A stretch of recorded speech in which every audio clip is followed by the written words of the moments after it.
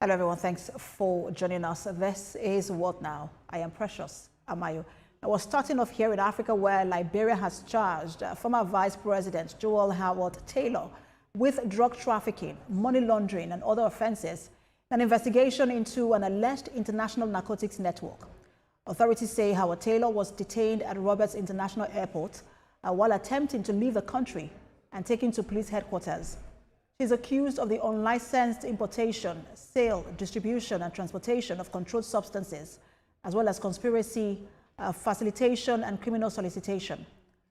3 foreign nationals, 2 Croatians and a Ukrainian, have also been charged in absentia over the alleged roles in the suspected network. The case comes amid an intensified drug crackdown in Liberia following major cocaine seizures at the country's main airport, including almost a 4-ton haul announced in July. Officials stress that the seizures and the Howard Taylor case are separate investigations. Authorities say the crackdown is aimed at dismantling international trafficking networks operating through Liberia.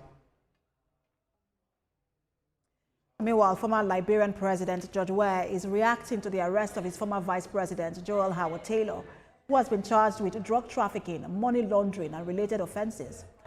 Mr. Weah is accusing the Buakai administration of targeting Howard Taylor, saying she was prevented from leaving the country without prior notice and subsequently detained.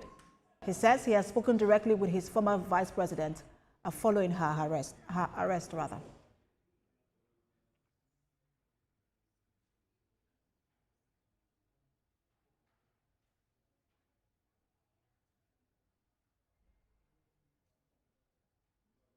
I'll get back to the Liberia conversation in just a moment, but we're turning attention now to Europe, where NATO says it is prepared to respond to any threats against U.S. military targets in Europe as Bulgaria tightens security at the Besme air base.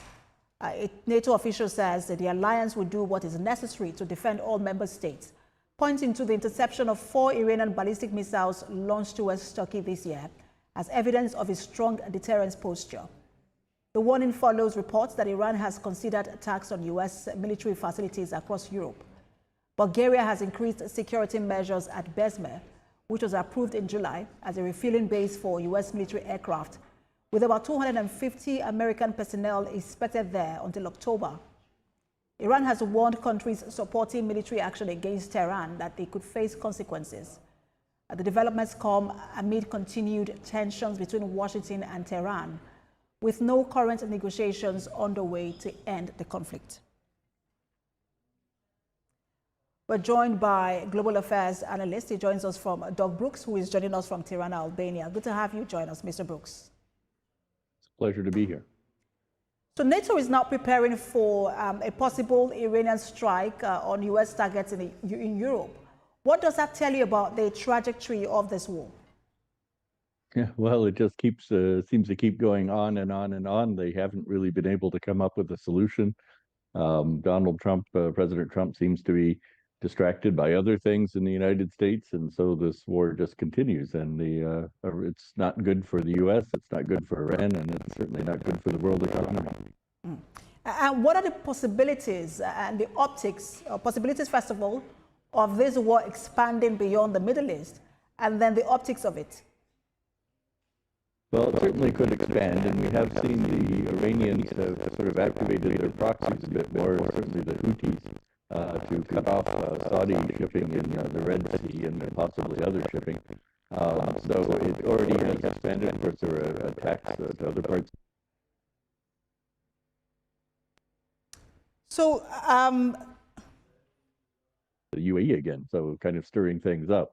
For them to threaten Europe is a bit of a stretch. They do have the capability and range of some missiles, but as you mentioned, the ones they fired against Turkey were downed or did not reach their targets. So it's a bit of a long stretch for Iran to make those threats. But conceivably, yes, they could expand the war a bit. All right, so let's look at this remarks coming from Iran. It was in response to a Financial Times article that said, or rather the response coming from NATO. It was a response to a Financial Times article that said Iran has considered carrying out attacks against U.S. military locations across Europe. How would you categorize the threat level? I still think the threat level is pretty low, but I mean they do have that capability, as I said, not with a whole lot of munitions, but they could conceivably reach up there. For the Iranians, there's a limit to how long they can keep the situation going because they're not currently able to ship their oil out, so they're not able to support their economy. So it is becoming quite painful for them, and they're looking at ways to sort of stir things up. It really seems to be their choice at this point. So, could they get something up to Bulgaria? That's a good question. Interesting, because and I like that you mentioned that they do have that ability, because one of this has sparked debate about whether or not Iran has the capacity to strike targets beyond the Middle East. Clearly, you have said that they can. But there's some nations like Bulgaria that do not necessarily host U.S. bases, but have military installations that support U.S. operations. And if Iranian Foreign Minister Abbas actually spoke to his Bulgarian counterpart shortly after the U.S. was given permission to use that airbase to remind her that any party that participates in any way that carries out a military attack against Iran will certainly have to accept responsibility for its consequences. I also want to get your reaction to that, if you think that Iran would strike Bulgaria. Yeah, well, it's, as I said, it's in their toolbox. I think more interestingly, though, we have the United States did very little on the diplomatic front to get allies together before they started this war back in February. They thought that Israel and the United States by themselves would be able to end the war quickly. That failed. In the meantime, of course, President Trump had been insulting American allies up till that point, threatening to invade Greenland and basically making fun of the NATO capabilities. So there's little interest in NATO in supporting this conflict. Bulgaria was kind of an exception to the rule. They were allowing U.S. flights to go through there. Remember, Spain did not even allow overflights. So there isn't much European support for this. If the Iranians did start attacking Europe, that might change things a bit. We'd have to see, but the U.S. is not in a great situation in terms of getting allied support, and Iran is not in a great position in terms of reaching out to attack the allies. So Europe was not in support of this war from the very beginning, tried to stay out of it. Now they're becoming targets. How complicated is this for them?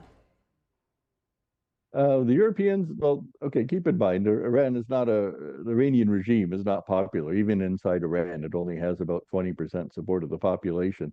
The Europeans were not big supporters of Iran, but they certainly were not brought in on the conversations about whether to attack Iran. And the Europeans have been pretty consistent that they want to have negotiations to prevent Iran from getting nuclear weapons, to prevent Iran from expanding its ballistic missile capabilities, and so on. They've been consistent on that all along.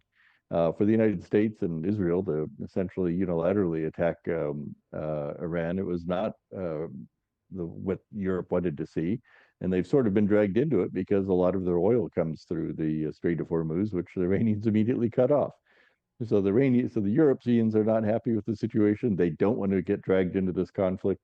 And essentially the world economy is on edge because of this whole situation. And the United States, which really has to come up with a resolution on this, is sort of hamstrung by a president who's, as I said, distracted. He's focused on other things. They have the midterm elections coming up, and this war is definitely not popular in the United States either.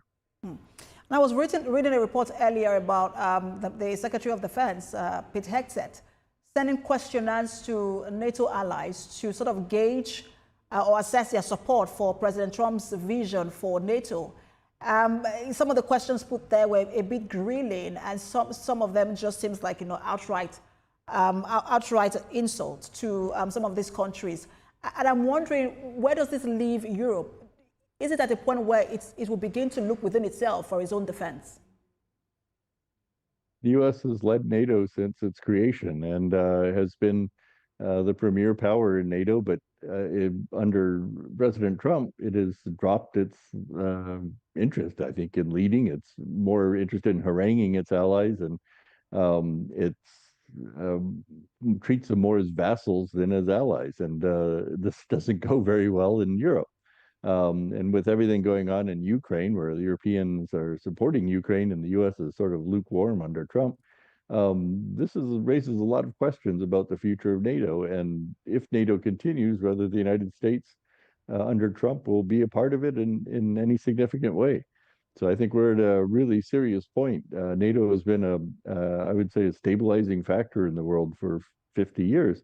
And for the U.S. to treat it with such disdain at this point, I think is very bad for global stability.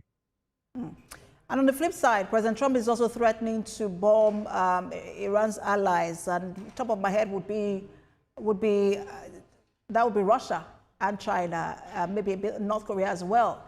I'm not sure which of these countries President Trump is willing to bomb. Well, what he mentioned specifically was Oman. Now, Oman is not an ally of Iran. Has generally been quite friendly to the United States. It has worked hard to become sort of a neutral party in this whole conflict. Of course, it's the other half of the Strait of Hormuz. So it has been, I think, a fair negotiator to help try and bring an end to this conflict. And just the other day, and it was sort of an offhand remark, Trump threatened to bomb Oman if they sort of interfered in any way with U.S. operations, and that's not a way to win friends and influence people. So yeah, I mean, Trump's a bit of a lot of a loose cannon. He's kind of flailing. He desperately wants to get out of this war, and obviously his party, the Republican Party, with the elections coming up, they're going to suffer. And a lot of the reason they're going to suffer is because of the war, of the economic crisis that is created in the U.S., the high cost of fuel. This is impacting on people who weren't paying attention to the politics in the United States. And it's going to hurt Trump and the Republican Party. All right, so Mr. Brooks, I'm going to put you on hold, and then when we return, we'll continue with this conversation. Stay with us, everyone. Thanks for staying with us. We've been speaking on the U.S.-Israel war in Iran, and now that it's expanding to, likely rather, to expand to Europe with threats coming from Iran, that it will bomb U.S. targets, or strike U.S. targets in Europe, and NATO saying it is prepared to at least intercept any of those missiles from Iran. We've been speaking with global affairs analyst Doug Brooks, who is joining us from Albania. And thank you so much for staying with us. Pleasure. All right, so I wanted to sort of just pivot to the war itself and not just some of the discussions, on the side. Let's just talk about where the war is now. There is no possibility, or as it seems, it looks like a dead end to negotiations. President Trump has said it is not going to have any sort of talks with Iran, at least for now. We also know that, you mentioned it earlier, President Trump also threatening to bomb one of the mediators in this war, that's Oman. I just want to get your reaction to all of these fast-moving developments in the war. Yeah, well, the war is not going good for anyone. I mean, for the United States, we're hearing stories of troops and sailors that are being on several hundred days deployed. It's quite a strain on them. It's a strain on their equipment. We're also learning that some of the attacks that Iran did during the more active kinetic side of the conflict were quite effective, and the number of U.S. bases in the Gulf region have had to be abandoned because they took so much damage, or they became indefensible. And then, of course, there's this sort of global issue where they're running out of interceptor missiles, these Patriot missiles that are so good at bringing down ballistic missiles that the Iranians have been shooting. Well, there's a limit to how many of those exist, and it takes a long time to rebuild that stockpile. So that's not just impacting on the U.S., but it's impacting on the U.S. allies and friends in the region. It's also impacting in the Ukraine case, where the Ukrainians have apparently completely run out of these Patriots, and the Russian ballistic missiles are doing significant damage and causing significant casualties in Ukraine. So this war has done enormous damage there, and that's not even counting the damage, the economic damage that the Strait of Hormuz restrictions have caused. Now, the U.S. says the Strait of Hormuz is open and they're getting out a certain number of tankers, which is true. There has been a concerted military effort by the U.S. to sort of blind the Iranians by destroying their radar sites along the Strait of Hormuz, and that's had some effect, so that some oil tankers are getting in and out. But not, we're talking a fraction of what they were before the war started. So the impact on the on the global economy is still significant. And there's a limit to how long stockpiles of fuel oil and everything around the world are going to last before the sort of trickle of oil becomes a real problem. This is driving up prices around the world. This is harming the economies of not just the U.S. but allies. It's all very bad. Now, Iran has its own issues, right? The regime has its own power struggles going on, and of course, not being able to get any of their oil out, or very little of it out, is impacting on their economy, which was already in bad shape. So yes, this is all really a bad situation. Now, there's, I think, a reason for compromise, a reason for they could have a truce of some sort that would allow the Iranians to get some oil out and the Strait of Hormuz to open up a bit. But at this point, we don't see the two sides talking at all, and the mediators, the regular mediators, Pakistan, Egypt, and so on, have not been able to bring the sides together. So we're kind of at an impasse, and that seems to be impacting poorly on everyone. So I saw two stories earlier that I sort of want to get your reaction to. One of them was on CNN. I'm talking about how it looks like Iran, irrespective of Iran's posture at the moment, it looks like it has lost significant control of the Strait of Hormuz. Would that be your assessment as well? So the U.S. has created a corridor along the Oman coast that they're able to get ships out in and out, or able to get some of the tankers in and out, and other ships at a small rate. And the Iranians have a limited capacity to be able to hit those ships, but they are occasionally hitting the ships, and when they do, of course, that drives up insurance rates again. And the cost to the United States to have all these destroyers and aircraft carriers in the area is enormous. So yes, there are ships getting in and out at a trickle, but to say the strait is open is ridiculous. And we keep hearing that from the Trump administration, and it's just not true. And everyone in the region knows it's not true. The other story was about the UAE saying that it looks to have found a strategy to sort of put a chokehold on Iran's importation of oil, or rather exportation of oil, which would become a chokehold as well on its economy.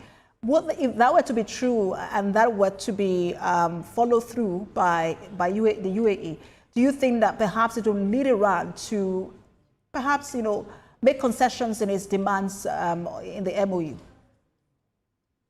I think we are seeing some of that pressure work, and sort of the economic stranglehold concept of winning the war is probably a good one that should have been started from the very beginning. But of course, the Americans thought the war would only last a couple of weeks. So now I think they're starting to push it a little stronger. So it is definitely going to be hitting the Iranian people.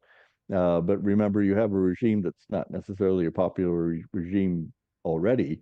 So for them to, I don't think they're going to worry necessarily too much about economic collapse, although it could ultimately impact them in the long run. But they've been very ruthless in putting down any dissent inside Iran. They're ruthless before the war, and they've become even more ruthless, executing quite a few people that dared to dissent against them. So yeah, Iran has I think a surprising amount of resilience, even to these strong economic measures, although they eventually might work if the U.S. is able to continue to maintain this pressure along with, and if the U.S. can build up its alliances again that it's already largely damaged. Whilst this regime is not popular, the U.S. is also not popular in Iran. Perhaps it's the last vestiges of its credibility may have been lost by this war on Iran. Do you think that Iranians would rather, see this war, support the U.S. because, well, they do not like their leaders, or support their leaders to ensure some level of victory for Iran? Well, actually, one of the really interesting aspects that before this war, the U.S. was actually quite popular in Iran, which is kind of surprising. The U.S. had a big presence, of course, back during the days of the Shah, and actually had a pretty good reputation among average Iranians. And that continued. And there was actually a high level of, we have a lot of Iranian immigrants in the U.S. And so there was actually some really excellent ties. The war has definitely damaged those ties. And obviously, one of the very first targets that the U.S. struck, and probably by accident, or almost certainly by accident, was a girls' school. And it's hard to sort of rally Iranians around overthrowing the regime when the first target you take out is this girls' school and killed scores of young women. So it just started out poorly. President Trump has done very little to sort of rally. Initially, he said, we're going to try and help the Iranian people, overthrow the regime. He's backed away from that, and you don't hear much about that as a goal of this conflict. In fact, just trying to figure out what the actual goal of the conflict is has been kind of puzzling. The U.S. administration has mentioned everything from, well, certainly the nuclear weapons, which seems to be what they're sort of settling on now, but also, Iran's use of proxy forces in Lebanon and in Yemen, on Iran's a ballistic missile program, which has become quite sophisticated, and its capability to strike. So there were a number of different things that the U.S. had said at the beginning it was going to, include in its military goals, and it's sort of dropped them one by one. And we're now down to the whole nuclear weapon, whether Iran is going to be allowed to have nuclear weapons. But if you recall, back in last year, the U.S. did a major airstrike on Iran's nuclear weapon systems, and at least according to Secretary Hegseth and President Trump, those nuclear weapons were completely destroyed, and would, not be a possibility for a long, long time. And then just a few months later, they started this war, and again saying that Iran was within weeks of building a nuclear weapon. It was nonsense, but it was sort of a reason they used to start the war. Now it's a reason they have to just demand how they're going to end the war. They're going to say that Iran has to promise never to have nuclear weapons. And keep in mind, Iran has said again and again they don't want to have nuclear weapons, even though they've had a nuclear weapon program. So it's all kind of smoke and mirrors at the moment. Well, we're following developments and see how things play out. Fast moving indeed. Global Affairs analyst Doug Brooks, pleasure to have you on. Thank you, Precious.